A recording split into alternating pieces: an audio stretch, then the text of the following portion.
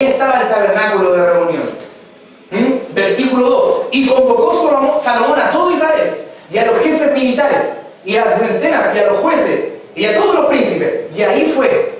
¿Saben cuál es este? ¿Saben qué simboliza Jerusalén? Jerusalén simboliza la casa. Jerusalén simboliza la nueva Jerusalén, el pueblo de Dios, tu casa. Dice la palabra de Dios que Salomón convocó a los príncipes, a los principales de Israel. Tú tienes que convocar a tus hijos, tienes que convocar a tu gente, tienes que de alguna manera invitarles al tabernáculo, nunca presionarles, pero sí siempre, constantemente llevar al pueblo. Porque si el pueblo tiene un buen líder, el pueblo se entrega y se apasiona por Dios. Entonces esto simboliza el testimonio en la casa. Simboliza el esforzarse el doble en tu casa.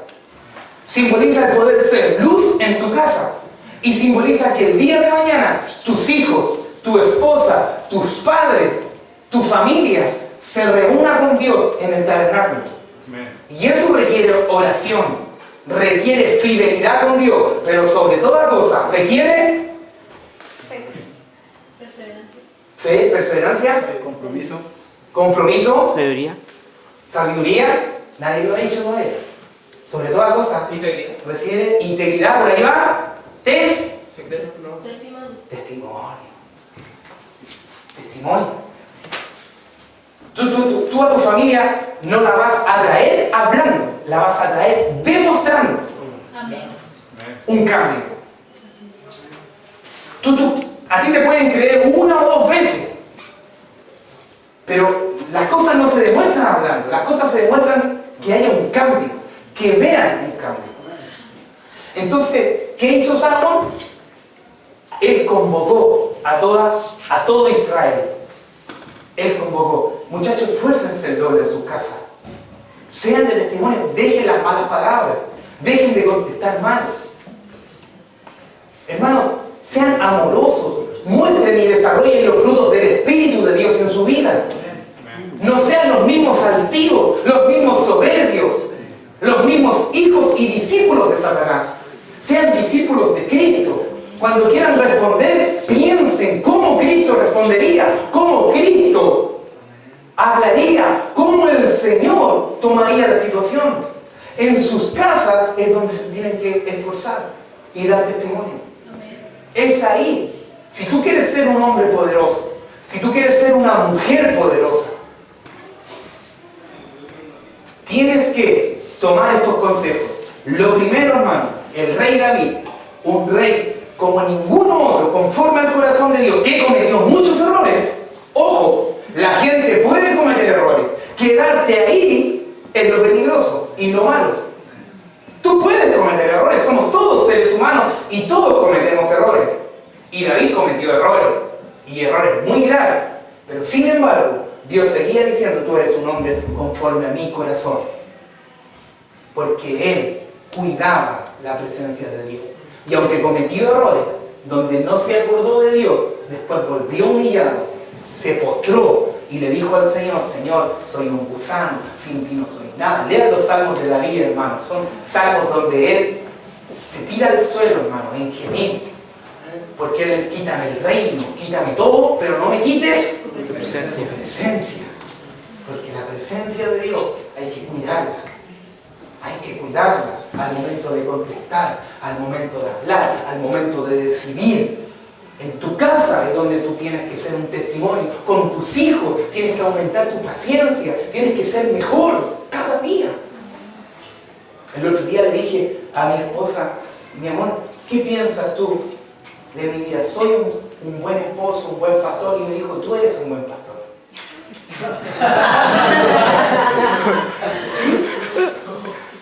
Y yo le dije, ¿y tú crees que yo soy un buen padre?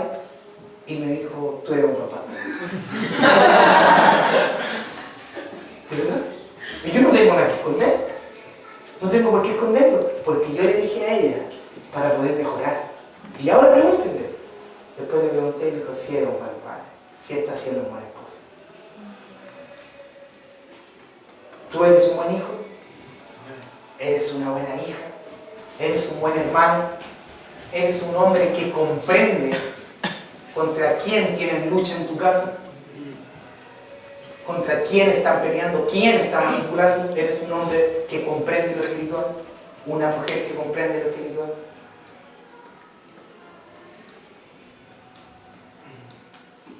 Son cosas que hay que analizar. Pero es necesario. Entonces, ¿qué dice? Perdón. Entonces, una de las cosas, la cual fue un impacto para mi vida, y que creo que las 3 veces, 4, 5 veces, más no, de 5 veces, que he escuchado la voz de Dios audiblemente, dentro de mí, pum, pum, pum. El Señor me dijo, cuida mi presencia, cuida mi relación contigo. Forma un lugar donde nos reunamos.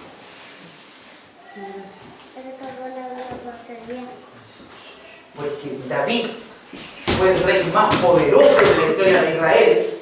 ¿Por qué? ¿Por qué fue el rey más poderoso de la historia de Israel? ¿Por qué?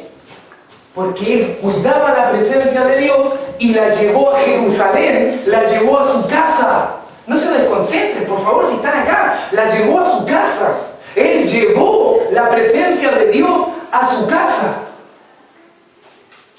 Él fue al tabernáculo, Salomón iba al tabernáculo, David iba al tabernáculo, porque todos iban a reunirse con Dios al tabernáculo. Pero él llevó la presencia de Dios a su casa.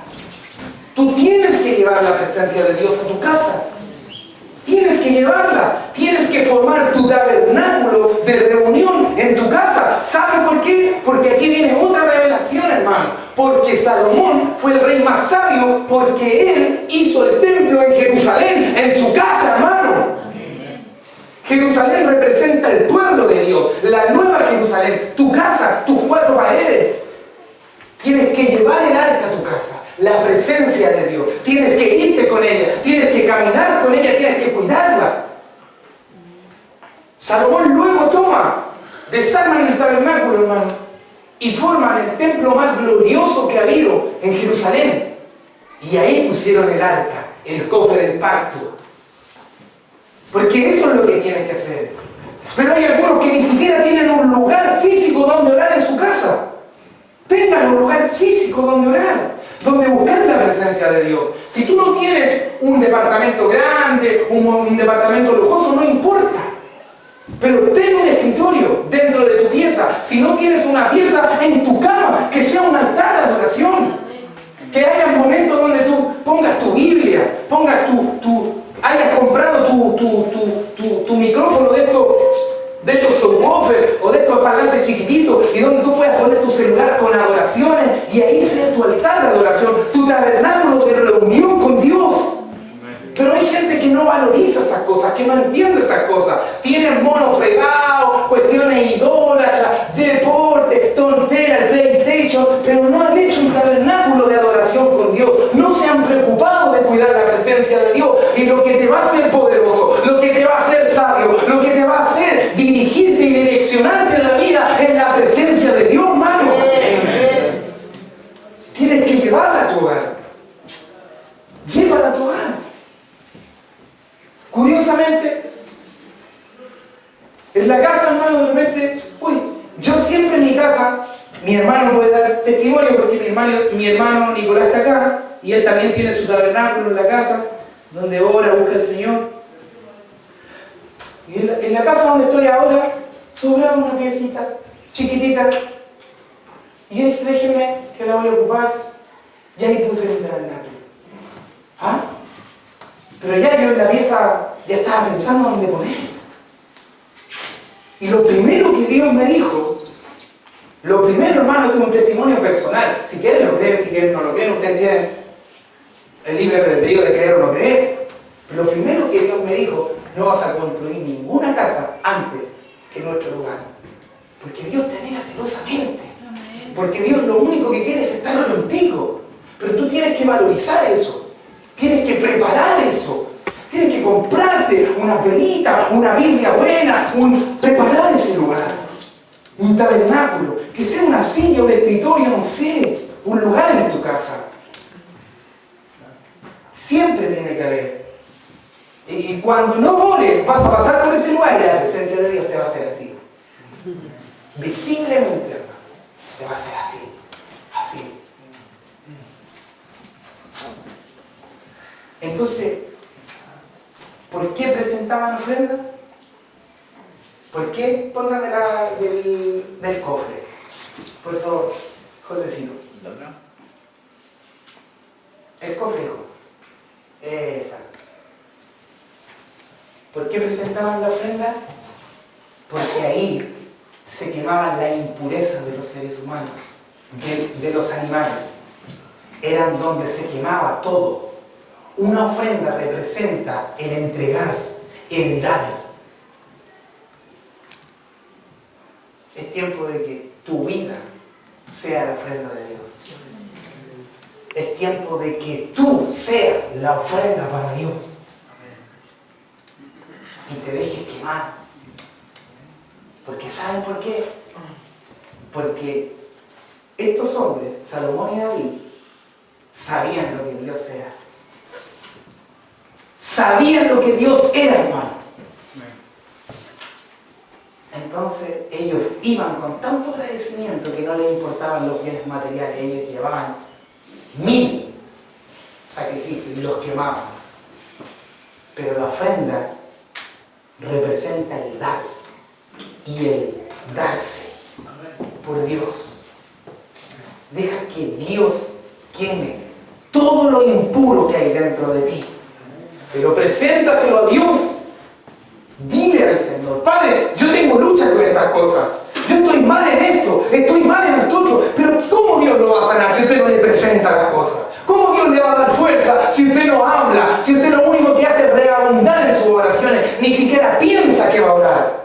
Hay que pensar que orar, hay que saber por qué uno va a orar y dónde le va a pedir a Dios. Que tu vida sea una ofrenda. Padre, tengo problemas con la pornografía, Señor. Tengo problemas, pero no quiero ser así porque me ensucia, me aleja de ti, me trastorna, no me ordena. No soy una persona que se direcciona. Padre, tengo problemas con el consumismo, tengo problemas, ya van 2 o 3 días del mes, ya no tengo nada. Ordéname, Señor, ayúdame a poder ser ordenado, ayúdame, tengo problemas con esto, pero usted tiene que hablar, usted tiene que presentar su ofrenda frente al Señor y Dios va a quemar lo impuro y Él te va a dejar siendo una ofrenda de olor fragante a su nombre. ¿Cuántos lo creen? Un aplauso, mira, Dios.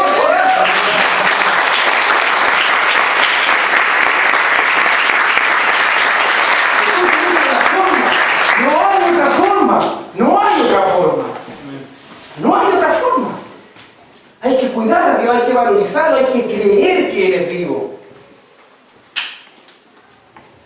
Entonces, ahora podemos comprender toda la palabra. Y lo más glorioso de todas las cosas es que luego que David murió, Salomón heredó el reino. Dios lo hizo sabio a Salomón, porque él amaba a David. Yo te pregunto hoy, ¿Dios te ama tanto al punto del día de mañana sostener tu hijo, sostener tu hija y darle poder, gloria y honra? ¿O tu vida realmente no garantiza eso frente al Señor? Porque muchas veces somos egoístas y pensamos solo en nuestra necesidad. Ay, que yo necesito, ay, que yo quiero, ay, que yo acá. Bueno, y los que vienen después de ti van a ser tu copia. ¿O tú crees que si tú no eres un testimonio, tu hijo va a ser un testimonio? No, va derechito al tacho, al sufrimiento, al dolor.